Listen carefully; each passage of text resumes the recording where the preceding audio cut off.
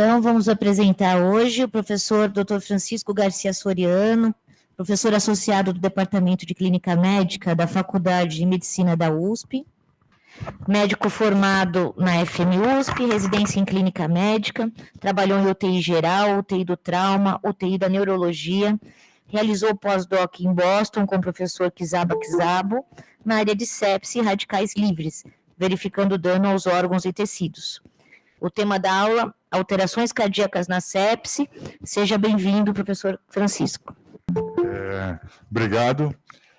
Obrigado pelo convite, a Luciana Avena, a doutora Carla, voltando aqui com os amigos. Eu vou colocar um caso clínico e falar de alterações cardíacas na sepse, discutir junto com isso. Isso envolve estudos que começaram aqui no Hospital Universitário e que depois levaram a um link para pesquisa experimental e que trouxeram complementos e interações entre um e outro, explicações do que ocorre no paciente em sepse. Então, para começar, falar a definição e a nova definição de sepse, que envolve dizer que agora ela modificou, agora é uma falência de múltiplos órgãos, uma disfunção orgânica potencialmente fatal, causada por uma resposta imune desregulada secundária a uma infecção. Então, eu tenho que ter o diagnóstico de infecção. Para ter esse diagnóstico, é um diagnóstico clínico, eu não preciso culturas positivas. Eu diagnostiquei pela minha ausculta, pela minha história e pelo raio-x, que é uma pneumonia, eu tenho um quadro de infecção. Eu diagnostiquei um quadro de infecção urinária, está resolvido. Eu não preciso da cultura para estabelecer mais nada. Principalmente porque as culturas, muitas vezes, não são positivas. O choque séptico, atualmente, ele tem que ser definido como disfunções circulatórias e celulares metabólicas capazes de aumentar a mortalidade. Diferente do que antigamente, que era só uma alteração nos níveis pressóricos. Os clínicos. Então, para estabelecer o diagnóstico, a suspeita de infecção e um aumento no SOFA. Você vai calcular o score SOFA, que envolve análise de disfunção cardiovasculares, respiratórias, renais, neurológicas. Se tiver 2 pontos, você já caracterizou uma disfunção orgânica e, junto com a infecção, isso estabelece sepse. O choque, além da queda da pressão abaixo de 65 milímetros, ou necessidade de drogas vasoativas para mantê-la, há também a presença de lactato elevado. Então, o quadro, um paciente que chega no pronto-socorro, 34 anos, sem comorbidades, queixando-se de mal-estar, queda de estado geral, febre, taquicardia, você examina, está com frequência 110, frequência respiratória de 24, hipotensão. Ele tem um quadro suspeito de infecção com essa febre, ele relata também tosse, expectoração, e ele conta que teve Covid há 3 meses atrás, confirmado pelo PCR, e agora no exame você faz um raio-x e tem uma consolidação na base pulmonar direita. Bom, e está em confusão, sonolento. A gente pode dizer que ele está em sepse? Há algo para auxiliar a gente nisso? Que é o Quick SOFA. Além do SOFA, os grupos que estudam isso estabeleceram esse Quick SOFA, que é uma análise mais simplificada do SOFA para você poder fazer uma suspeição de sepse tanto no pronto-socorro como na enfermaria. Então, você chegou ao paciente, se ele tiver uma frequência respiratória acima de 22, alteração da cognição, ou pressão sanguínea abaixo de 100, a arterial, a sistólica, você estabelece que há uma alta suspeição, se 2 desses forem positivos, uma alta suspeição de sepse. Não é que o Quick SOFA fecha para você o diagnóstico. Mas se ele é positivo, ele está indicando a disfunção orgânica, aí você vai fazer SOFA, onde vai envolver fazer exames laboratoriais para poder estabelecer realmente se ele tem lesões orgânicas e dizer, esse paciente tem sepse, né? Se ele der negativo, se não for positivo, tiver um item só, é adequado, principalmente na enfermaria que você tem mais tempo, você retornar ou você realizar os exames que possam indicar do SOFA para estabelecer o diagnóstico. Às vezes, esse SOFA pode ter falhado e você, fazendo o SOFA, você vai diagnosticar esse paciente. Além disso, você vai ver a pressão e se ele tem o lactato. Para isso, você vai precisar dos exames laboratoriais. E você vai estar estabelecendo um choque séptico. O que muda a gravidade do caso e as suas condutas. Você vai ter que atuar sobre a hemodinâmica. O que acontece? Vários quadros têm uma situação de CIRS, que é a resposta inflamatória sistêmica, onde essa inflamação ela está atingindo toda a corrente sanguínea, todas as células inflamatórias do sangue, atingindo os endotélios de todos os vasos, de todos os órgãos, e eu estou inflamando todos os órgãos. Isso pode acontecer em pancreatite, queimaduras, trauma, ou infecções, que pode ser por bactérias, é a maior causa, é o que a gente mais vê no dia a dia, por bactérias, pode ser por fungos, pode ser por tuberculose, riquétsias e vírus. O Covid é uma sepse, né? E a sobreposição das CIRS com a infecção é a sepse. Muito bom. Para dar uma ideia da importância da sepse, vocês vão ver que no mundo há praticamente 50 milhões de casos, 11 milhões de óbitos por sepse no mundo, sendo 20% dos casos globais.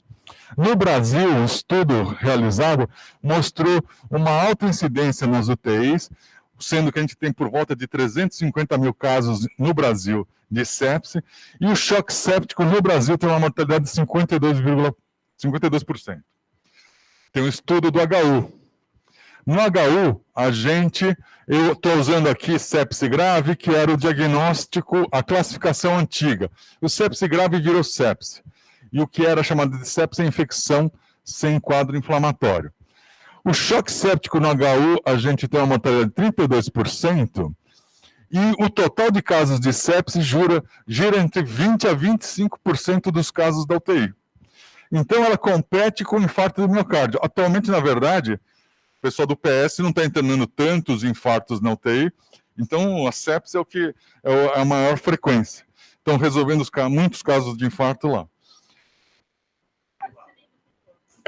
Não tem vaga, é difícil, o caso está fácil de resolver no pronto-socorro, trata lá.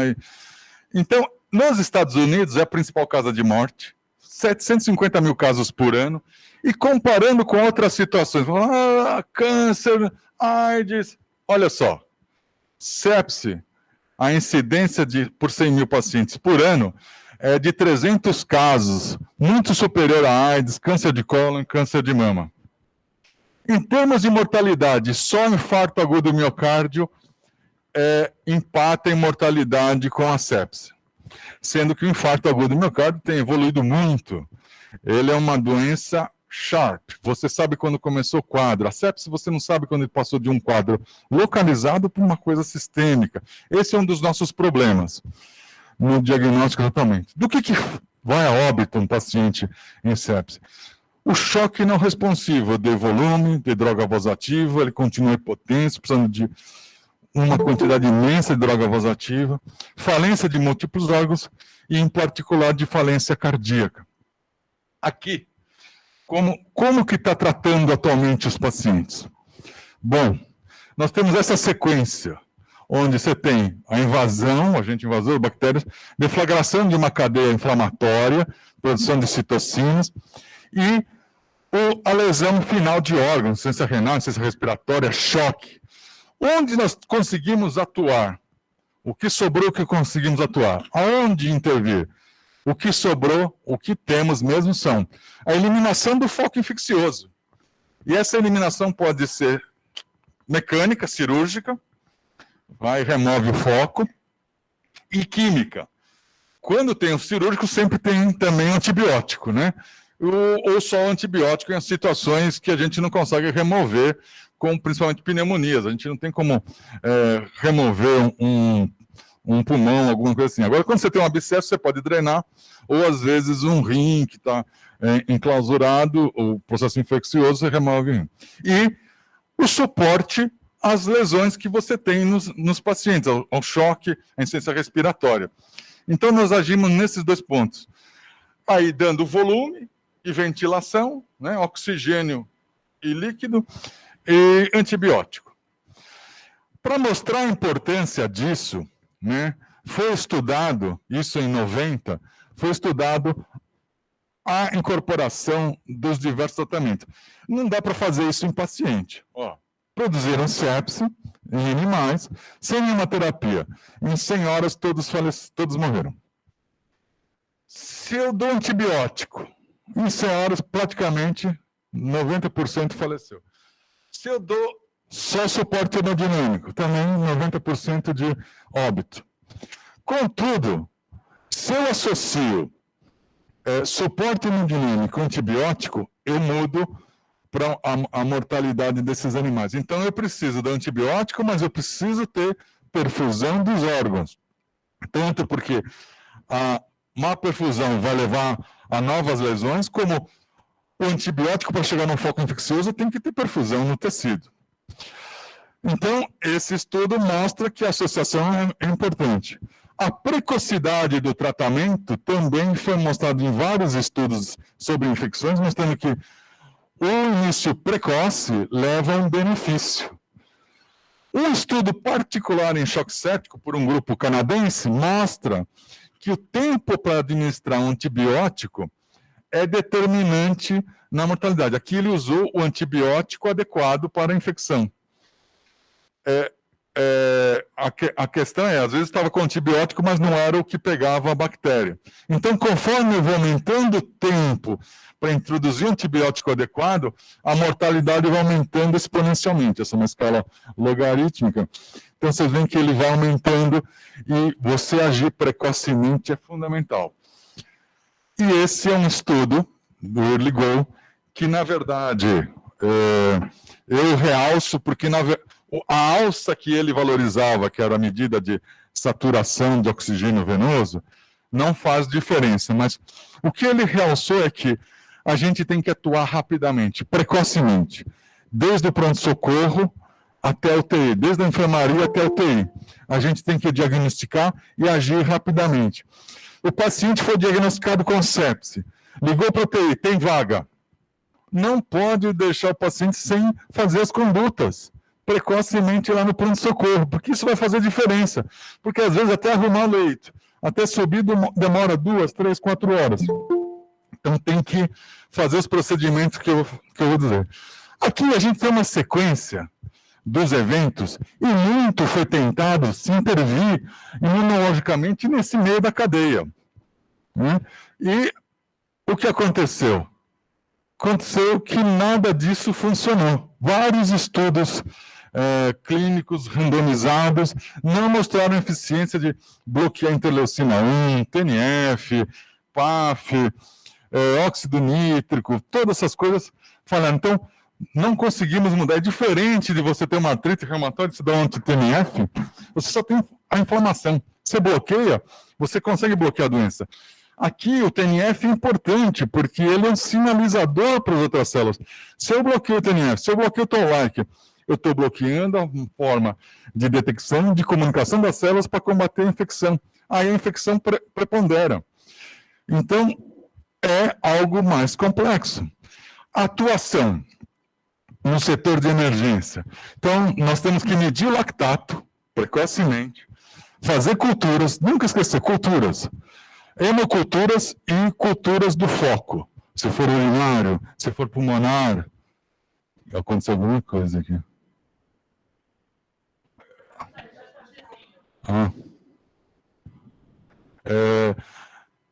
E aí, depois que você tem as culturas colhidas, inicia antibiótico. Isso, ressuscitação volêmica, drogas vasoativas e ventilação. Isso é dividido em 2 pacotes, um de 3 horas e um de 6 horas. Quer dizer, 3 horas é o limite, né? Na verdade, se você conseguir fazer essas coisas, mensurar o lactato, hemoculturas, entrar com antibiótico em 1 hora, né, de entrada do paciente, e administrar volume até 30 ml por quilo de peso. Esse parece uma quantidade razoável, se você puder monitorizar pressões de enchimento cardíaco, pressão arterial, você pode te ajudar. Além desse volume, parece que aí não adianta, o adequado é você entrar com vasopressores e manter a pressão de perfusão acima de 65 milímetros de Hg. E também se tiver lactato elevado. Esse paciente, ele estava hipotenso, demos volume e ele continuou hipotenso. Aí foi associado na adrenalina. Essa sequência é para ser tida em mente, mas muitas vezes, com a sua experiência clínica, você vê que o paciente é tão grave que você entra com volume e já dá noradrenalina. Você não vai conseguir manter a pressão. E ficar mantendo o paciente hipotenso também está isquemiando os órgãos. Então, muitas vezes você já entra com os dois. Se depois do volume você conseguir suspender a droga vasoativa, muito bem, não tem problema. Mas é melhor fazer isso do que deixar... Então, correr rapidamente, em 1 hora, esses 30 ml por quilo e ver se melhorou. E se tiver uma hipotensão muito severa, muito grave, ou você está dando volume, 15 minutos, meia hora, não está tendo nenhuma resposta, associa a droga vasoativa para manter esse paciente com a pressão controlada. E aí, com choque e tudo mais, vamos ver se a função cardíaca estava comprometida. O eco não mostrou uma fração de ejeção comprometida. E dosou citroponina, que veio elevada. Aí eu vou mostrar o que acontece com esses pacientes. Então, nós temos uma situação...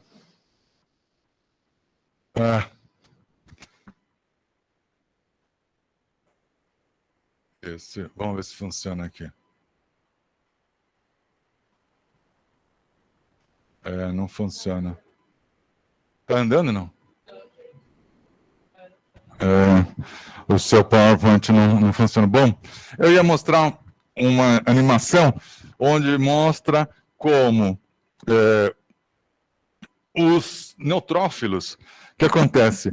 Você teve uma grande produção de citocinas locais, caem para a corrente sanguínea, ativa os neutrófilos, esses neutrófilos também começam a liberar citocinas e ativar o endotélio. Então, eu tenho o endotélio ativado com as moléculas de adesão, eles começam a parar e aderir os neutrófilos em todos os órgãos. Então, eu posso ter infecção renal, ou digestiva, ou na cavidade abdominal, e eu vou infiltrar o cérebro, vou infiltrar o pulmão, vou infiltrar os rins, o coração desses pacientes. E isso vai, mesmo que o órgão não tenha infecção, vai entrar o neutrófilo ativado e vai descarregar várias enzimas e substâncias inflamatórias que vão produzir mais inflamação nesse paciente. Qual a diferença de um paciente que evolui bem para um não complicado?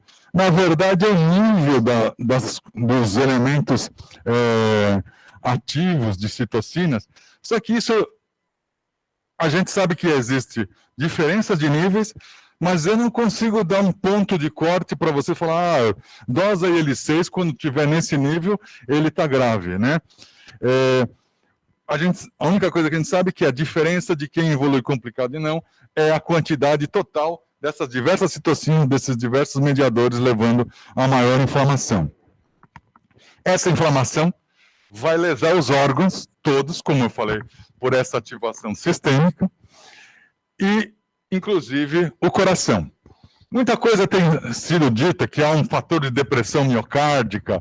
Entre esses fatores de depressão miocárdica, tem sido descrito TNF, interleucina 1, os radicais livres também levam à lesão, alterações metabólicas, comprometimento do fluxo mitocondrial, apoptose, o sistema nervoso central que controla a frequência cardíaca também está comprometido, e até mesmo o cálcio. Eu vou mostrar aqui, esse foi onde começa o nosso estudo dentro do HU. Foram avaliados 25 pacientes sem sepse, onde foi feito ecocardiograma, medidas com Swan-Ganz, troponina, PCR, citocinas, e nós separamos os pacientes em aqueles que sobreviveram e os não sobreviventes, e analisamos como era o comportamento. Primeiro dado, impressionante, que a troponina já está maior e significativamente diferente entre quem sobrevive e quem vai a óbito. Quem vai a óbito já tem uma troponina elevada. Isso a literatura também tem mostrado. Parece que aumenta a mortalidade em uns 30%. É um marcador independente de Apache, SOFA, na mortalidade desse paciente. E eu vou mostrar aqui que ele está correlacionado com a disfunção cardíaca. Esses pacientes que foram a óbito, eles, com os Swan-Ganz, eles tinham um trabalho cardíaco esquerdo reduzido. O eco não mostrava comprometimento de fração de ejeção. Só o Swan-Ganz e só o aspecto de trabalho cardíaco que está reduzido. Débito cardíaco. Eu consigo mostrar o débito cardíaco reduzido como no choque hipovolêmico cardiogênico? Não, ele é uma situação de alto débito. Ele está vasodilatado. Então, eu tenho uma situação de alto débito com insuficiência cardíaca. Eu não consigo passar um Swan-Ganz e ver débito cardíaco reduzido. Beriberi. A gente tinha os beriberes, não sei se alguém já viu beriberi pelo pronto-socorro, né? É uma insuficiência cardíaca de alto débito, ele está distendido o coração. Você passar um Swan-Ganz, tem um débito cardíaco elevado, mas tem insuficiência cardíaca junto. Né? Essa é uma situação semelhante. Então, não é uma caracterização como uma outra insuficiência cardíaca, de um infartado, de um chagásico. Mas, na verdade, o Swan-Ganz nós não vamos conseguir fazer na vida prática, mas a troponina dá para fazer, como um indicador de se ele teve lesão ou não do coração. Não é uma lesão focal como um infarto, é uma lesão difusa. Eu vou mostrar mais a seguir outros dados. Aí nós vamos ver a histologia do coração dos pacientes que foram a óbito. Só os a óbito que a gente biopsiou, não dava para biopsiar os outros, nem. Então a gente colocou no microscópio, aí está pequenininho, vamos para uma objetiva maior. Ó.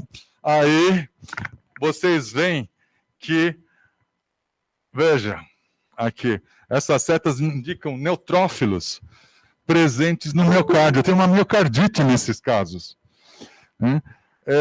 Foi ver também outra coisa que é a presença de colágeno. Foi corado com um corante que é picrocírios e foi visto na birrefringência, na luz polarizada, e mostra-se nesse lugar aqui vermelho, onde há colágeno, havia aumento de colágeno nesse coração. Nós tínhamos um problema, porque o paciente, ele às vezes falecia no primeiro dia, no terceiro dia, no sexto dia de internação. Quando será que ocorreu essa formação de colágeno, essa infiltração inflamatória? Então, isso ficava difícil de ser visto no paciente. Além da inflamação, nós temos uma redução da extração de oxigênio. Por que tem essa redução? Nós temos shunts na circulação. E esses shunts, pelo óxido nítrico, liberação de prostaglandinas, histamina, eles estão mais abertos.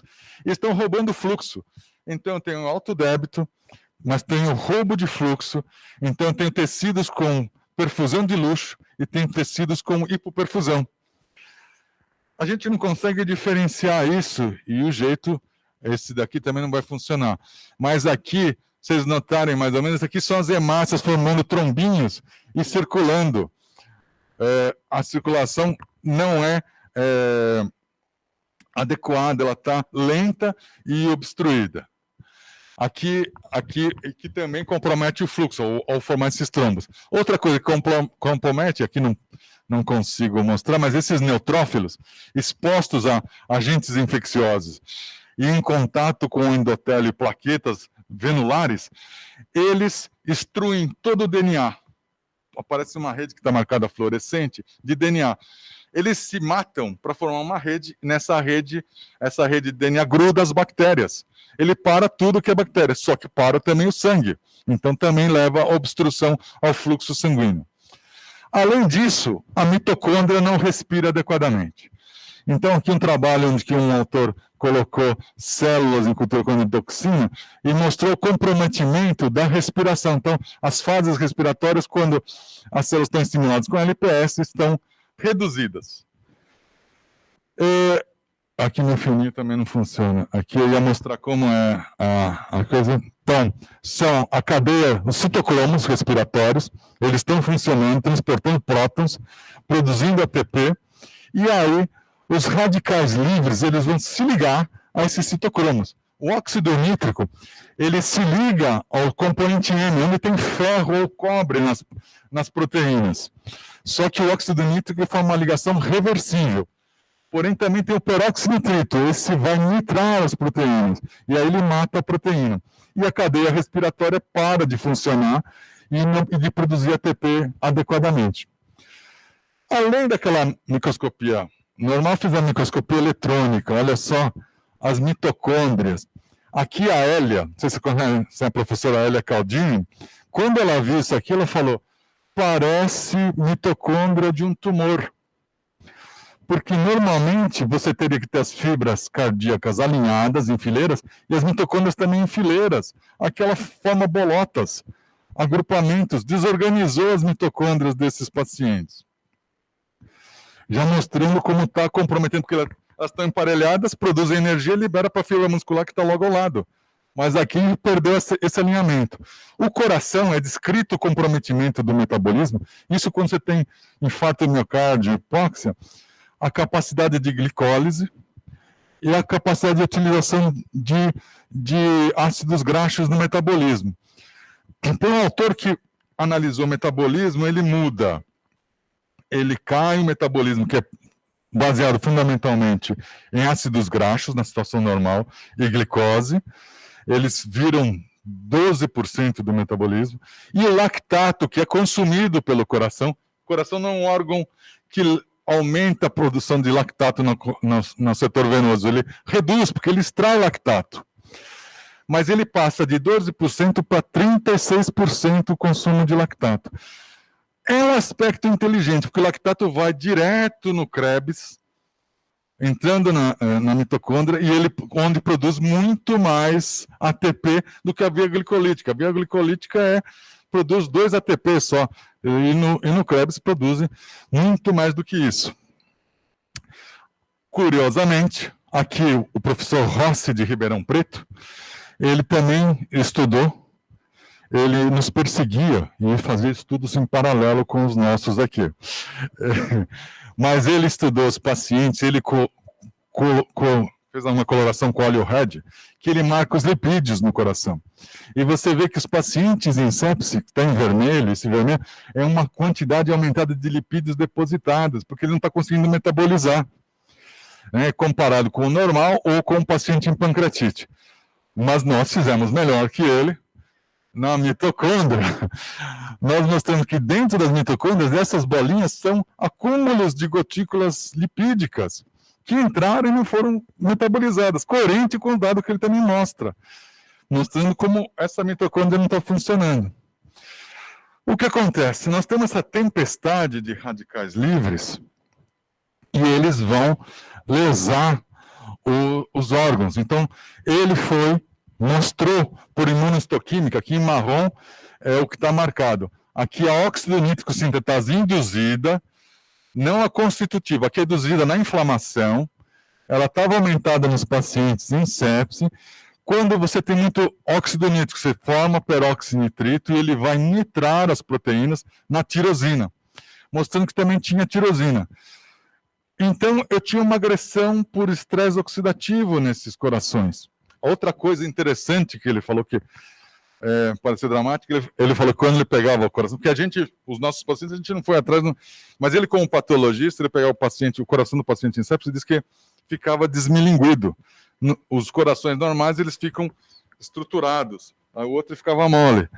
Aí nós estamos na plateia, como esse coração vai bater, né? Como vai ter um batimento eficiente no paciente.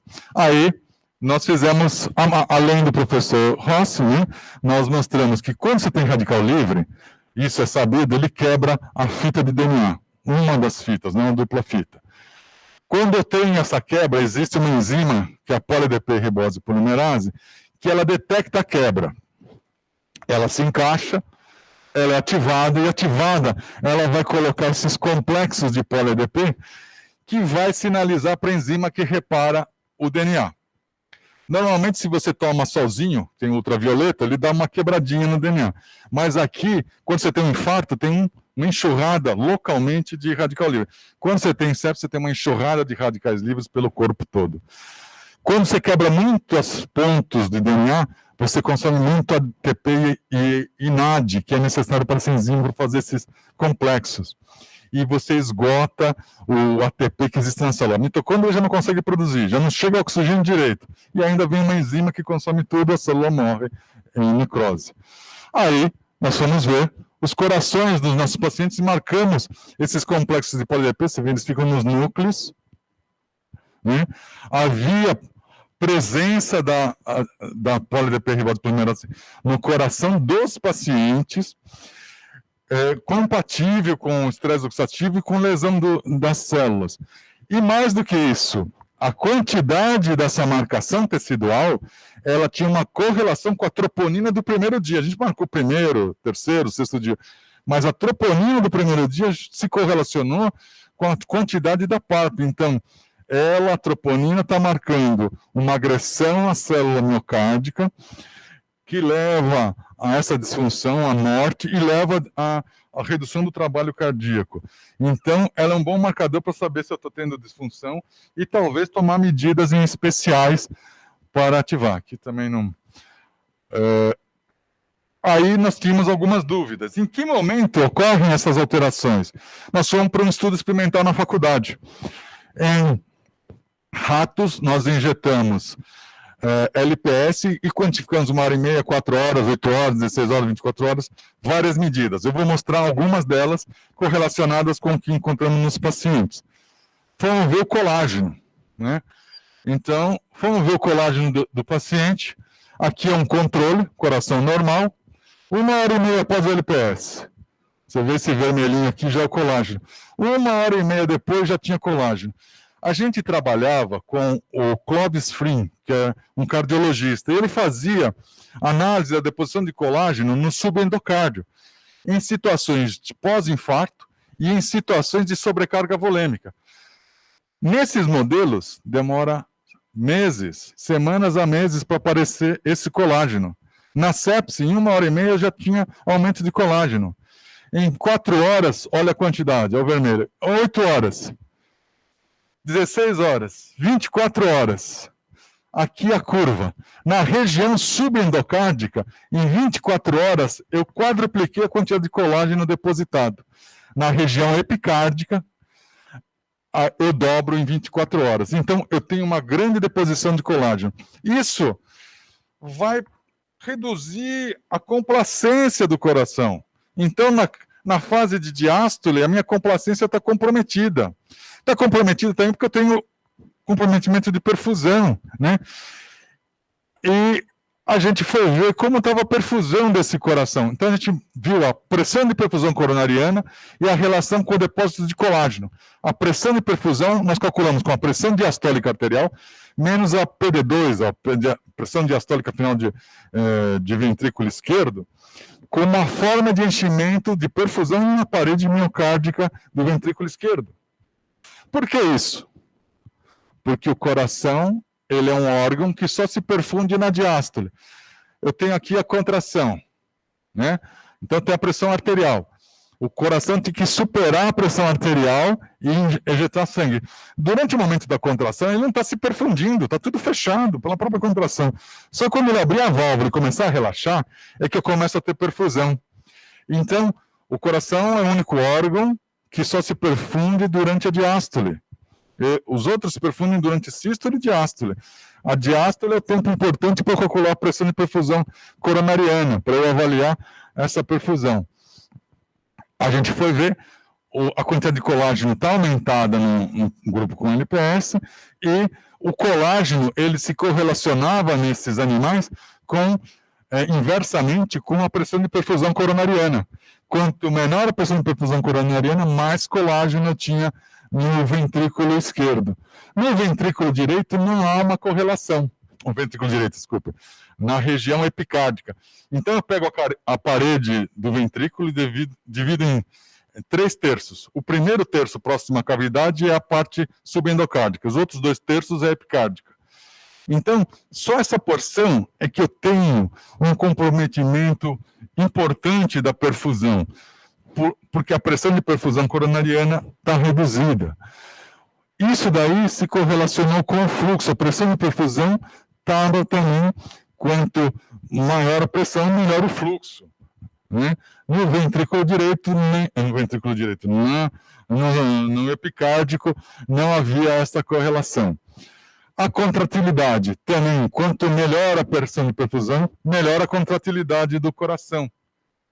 Né? Aí, tanto a contratilidade como o relaxamento. Isso também é descrito na isquemia. No coronariopata, que está tendo isquemia, ele também tem comprometimento do relaxamento. Né? E aí, eu vou colocar aqui os pacientes. Veja, a contratilidade se correlaciona com o trabalho cardíaco. Trabalho é força vezes deslocamento. Força é capacidade de contração. Então, o que eu estou achando nos animais está correlacionando com os pacientes, explicando o que está acontecendo. Então, aí a pergunta de novo, onde que eu posso intervir para melhorar a perfusão do coração dos pacientes em sepse? Eu vou fazer nos animais, em primeiro, para mostrar se há uma alteração. Aí a ideia foi pressão de perfusão coronariana. Se eu der volume, eu consigo melhorar? Eu vou aumentar o enchimento, eu vou aumentar o débito. Será que eu consigo? Na verdade, eu melhorei, eu não consegui mudar efetivamente a contratilidade, não mudei aqui a pressão de perfusão coronariana, e a pressão diastólica final, ela subiu. Como subiu a pressão diastólica final, mesmo alguns pequenas elevações na pressão diastólica arterial foram comprometidas por essa elevação. Então não foi eficiente em melhorar a pressão de perfusão coronariana. Não quero dizer que não é para dar volume. A conduta de dar volume, geralmente o paciente chega desidratado, né, está com febre, não teve bom acesso ao líquido, então tem que dar volume. Mas o volume não é suficiente para melhorar. Por quê? Porque eu estou aumentando a pressão diastólica final, eu comprometo a região do subendocárdico muito mais, porque aqui é onde eu vou estar executando mais pressão. Então, a pressão arterial não consegue ser suficiente para perfundir, diferentemente do epicárdio. Eu preciso conseguir melhorar a pressão arterial diastólica para melhorar a perfusão durante a diástole.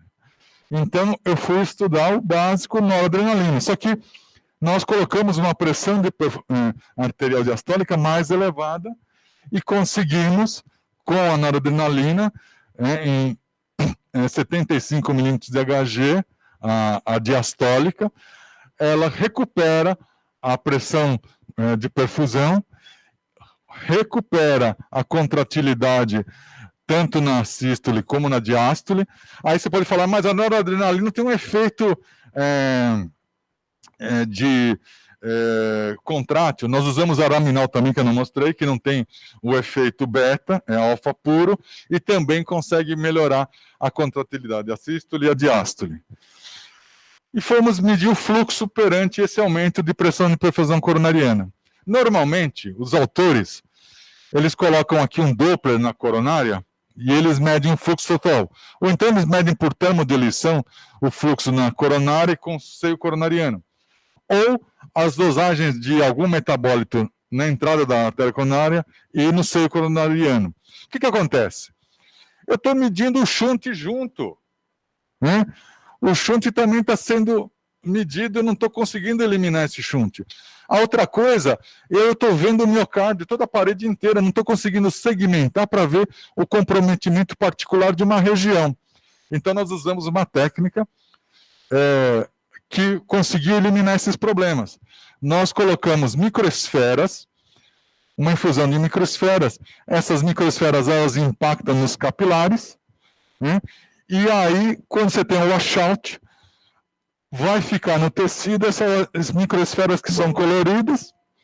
Eu vou pegar o tecido, vou poder dividir o subendocárdio e o epicárdio e vou quantificar as microesferas em cada um desses segmentos. E eu vou conseguir saber o fluxo de cada região. Então, eu eliminei o problema do shunt e eliminei o problema de segmentar o coração. E com isso, conseguimos ver a melhora do fluxo no ventrículo direito, na região epicárdica houve uma melhora, e na região subendocárdica, principalmente, uma boa melhora da perfusão coronariana, do fluxo. Então, subir a pressão para por volta de 75 milímetros na diastólica foi eficiente em melhorar essa perfusão coronariana. Aí eu volto para os pacientes. Eu tinha o Swan-Ganz, eu tinha a pressão arterial, que eu tinha diastólica, e eu tinha a pressão diastólica final de ventrículo esquerdo. Eu fui calcular a pressão de perfusão coronariana nos que sobreviveram e não sobreviveram. E olha só, os sobreviventes têm uma pressão que já no primeiro dia é acima de 50, e quem não sobrevive, ele está por volta de 45 ou abaixo. E o grupo que morreu nas primeiras 24 horas mal dava 30 milímetros a pressão de perfusão coronariana, mostrando a importância dessa pressão em lesar mais o coração e em determinar a evolução relacionar com a evolução clínica desses pacientes. Isso que acontece no coração, ele vai acontecer em todos os órgãos. Então, eu tenho um invasor, vou estimular os macrófagos, liberar citocinas, produz radicais livres, esses radicais livres vão quebrar o DNA, vai consumir ATP, isso vai levar a disfunção celular e mitocondrial, necrose, e tudo isso explica a falência vascular, miocárdica, a supressão de extração de oxigênio, a falência de múltiplos órgãos e o óbito. Então, tudo que eu vejo nessa cascata inflamatória vai explicar isso daqui, e aqui o filminho não anda, e vai ocorrer em todos os órgãos, não só no coração. O que surgiu da ideia? O que nós temos? O que concluímos com isso? Que nós podemos mudar a evolução melhorando a pressão de perfusão coronariana, que vai ser eficiente em reduzir os danos ao subendocárdico. Nós podemos medir isso no paciente? É difícil. O Paulo vai fazer isso, ele está devendo, com o ecocardiograma e com as microbolhas, é possível fazer isso também em pacientes, e a gente vê o paciente que tem comprometimento da perfusão no subendocárdico e tentar melhorar, aumentando a pressão de perfusão. Obrigado. É isso daí. Em primeiro lugar, eu queria agradecer a você participar aqui e nos dar essa aula de um tema tão importante, né, principalmente para nós aqui que trabalhamos no hospital. E eu queria fazer uma pergunta em relação à questão dos microtrombos, porque quando a Covid começou, eu lembro que isso teve aquele grupo, né, inicial lá da patologia do HC, que chegou a fazer as autópsias e viu que tinha os microtrombos, aí começou a anticoagular todo mundo, aí depois começaram a querer anticoagular com dedímero. Então, na verdade, isso já é conhecido uma sepse há muito tempo. Fazer um paralelo em relação a isso. Então, não tem nada muito de novo nesse sentido. Talvez o vírus faz uma coisa parecida com o que a sepse faz. Com o que a sepse faz. Talvez, eu acho que eu vi algum trabalho, talvez a quantidade de trombos encontrados é maior, mais frequente que numa sepse bacteriana. Talvez tenha uma propriedade que o vírus também gruda no endotélio e talvez ele tenha uma lesão direta. E aí ele expõe a face basal dos vasos, o que aumenta a formação de trombos. Mas esses microtrombos são já muito conhecidos, a CIVD da sepse. A tentativa de utilizar heparina, que a gente fazia isso no passado, não deu certo. Depois veio a proteína C ativada, que se tentou por causa disso, também falhou. Mas isso já é um conhecimento clássico durante um processo séptico. Bom, Chico, olha, é sensacional ver essa apresentação, né?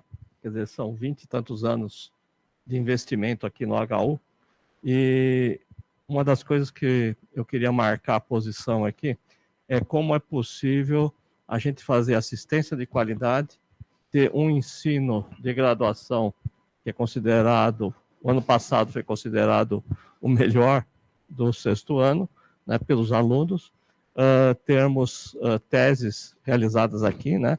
Temos o Antônio Carlos, quem mais que teve? Teve do Antônio, teve do Danilo, do Silas, o Paulo não fez com a gente. Danilo, Silas, teve o Rodrigo da fisioterapia, exatamente, na UTI. Tem mais alguém? E temos pesquisa, né? Quer dizer, isso é uma coisa importante para mostrar para toda a comunidade aqui do hospital que é possível fazer uma boa assistência, um bom ensino e pesquisa. Tudo isso se mistura e melhora. A pesquisa só melhora o ensino, a pesquisa só melhora a qualidade da assistência e também do ensino. Chico, uma questão que eu sempre faço um reparo a você, para não confundir causa básica de morte com causa final de morte, né? Não dá para comparar sepse com câncer ou com infarto, né? Essas duas primeiras são causas básicas, a sepse é uma causa final, mas isso não tem muito a ver. Agora, eu queria que você comentasse, né, quando nós trabalhávamos lá no HC, na unidade de choque, nós éramos os únicos locais que utilizávamos noradrenalina, né? Então, era assim, quando em qualquer lugar, todo mundo usava dopamina, né? E nós éramos muito criticados por causa disso. E essa foi uma coisa que realmente a gente conseguiu mudar, né? Isso é um fato, né? Isso é um fato, é. A gente usou... A dopamina, ela tem um efeito vasodilatador também associado. Então, isso pode comprometer a perfusão. Nós mudamos isso. Um pesquisador belga, Debaquet, que trabalha com Vincent, ele analisou todos os choques e ele viu que os pacientes tomando noradrenalina morriam menos, tinham menos arritmias que os que tomavam dopamina ou até mesmo dobutamina. Então, a NOR é o que consegue, ele tem menos efeitos de disfunção.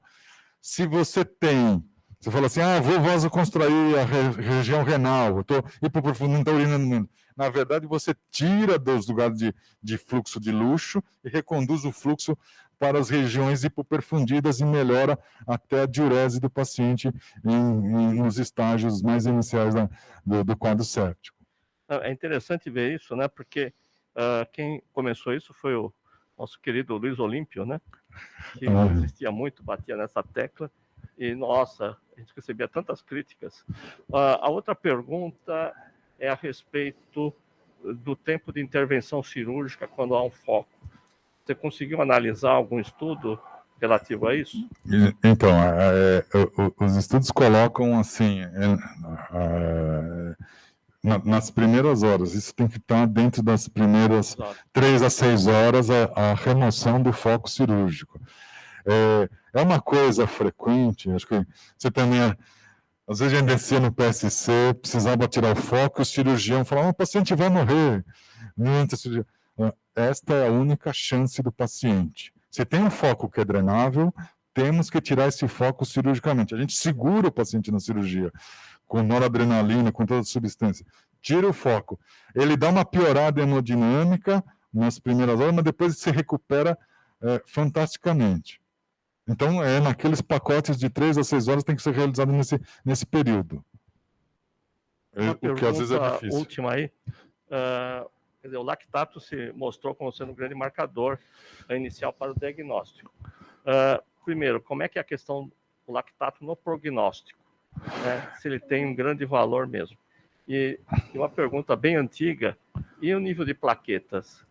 né, realmente a gente tinha uma impressão que, nesses casos com foco cirúrgico, as plaquetas eram um bom marcador, né? Quando elas começassem a subir, era que você já tinha vencido uma parte importante da sepse.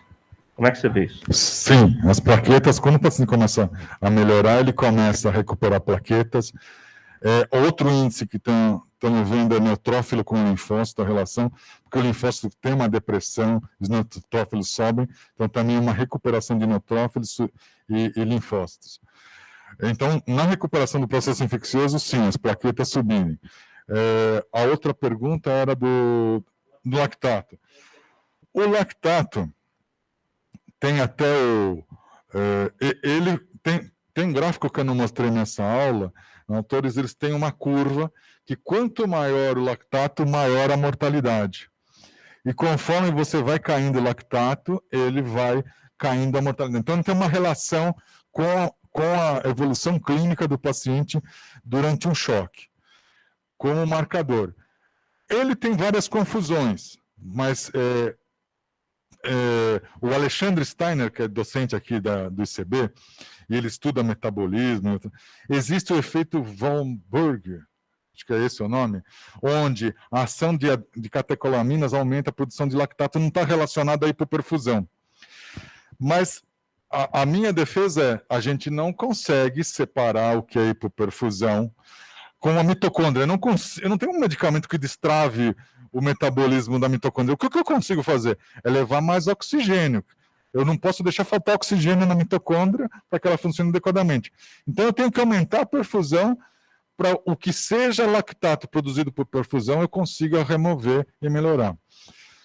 Voltando aqui aos 20 anos, eu acho que você falou, e isso é importante, às vezes fala assim, tem que ter muitos pacientes, não tem que ter organização, não é muitos pacientes. Então, o HU tem aspectos de organização que você consegue tratar bem o paciente e coletar melhor os dados para fazer pesquisa. Eu também acho, como você, que dá para fazer pesquisa. Os indicadores de mortalidade dos pacientes na UTI, nos períodos de projetos de pesquisa, reduziram-se nesses pacientes, mostrando como o cuidado também melhorou. E eu acho que o ensino só pode ser melhor. A gente tem que ensinar fazendo a clínica correta. Porque, às vezes, em alguns setores dos hospitais, a gente não consegue fazer a medicina correta e eu não consigo, eu acho que o aluno não está aprendendo, ele tem que ver o que se faz adequadamente e na prática ele vai aprender isso, né? Então, acho que a gente consegue melhorou o ensino e conseguiu melhorar o tratamento dos pacientes também. Excelente apresentação, maravilhoso, parabéns. Vendo o desenho do estudo, que você falou muito da inflamação, estudou muito a inflamação. E com a COVID ficou tão evidente a tromboinflamação. Então, seria muito interessante um estudo desse e, em paralelo, tudo de coagulação junto. Tudo que a gente poderia incluir de coagulação, né? Porque elas vêm junto, imbricadas completamente, né? A COVID deixou isso muito evidente. Voltando, a gente dosou plaquetas, nesse grupo a gente não conseguiu correlacionar, a gente dosou os produtos de degradação de fibrinogênio, o dedinho estava... que todos os pacientes estavam alterados, todos tinham esses elementos de coagulação, então entravam em sepsis, eles estão muito elevados. Não conseguimos mostrar uma correlação com a evolução, óbito ou não, mas a gente conseguiu observar que está sempre alterados. Uma coisa que a gente viu, que a gente fez uma avaliação sequencial desses pacientes, é que os parâmetros muitas vezes eles estão muito próximos no primeiro dia entre o grupo que sobrevive e que vai a óbito. O terceiro dia é um dia demarcador. O paciente que vai sobreviver, ele recupera, não é que normaliza muito dos parâmetros, mas ele tem uma grande melhora. E o paciente que não sobrevive, ele continua alterado. Isso daí se correlacionou com um dado que eu ouço num congresso, tinha a proteína C ativada, que saiu do mercado, mas No grupo controle do estudo da proteína C ativada, eles observaram o seguinte: paciente em choque, 48 horas depois, se ele melhorou do choque, 48 horas depois, se está a mesma coisa, ou se ele piorou a quantidade de drogas ativas, a mortalidade era 20%, 40%, 60%. Então, coincidiu com os... Porque o intervalo de 48 horas é a mesma coisa que o nosso primeiro e terceiro dia.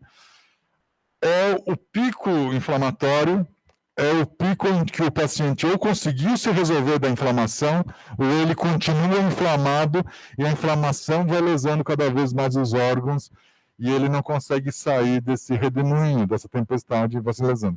Mas, voltando, a coagulação dava uma recuperada lá do terceiro dia, né? Assim como outros parâmetros. Nós dosamos também, mas não houve um fator diferenciador entre eles para eu poder apontá-lo aqui. Pessoal, queria agradecer a todos. Vamos encerrar.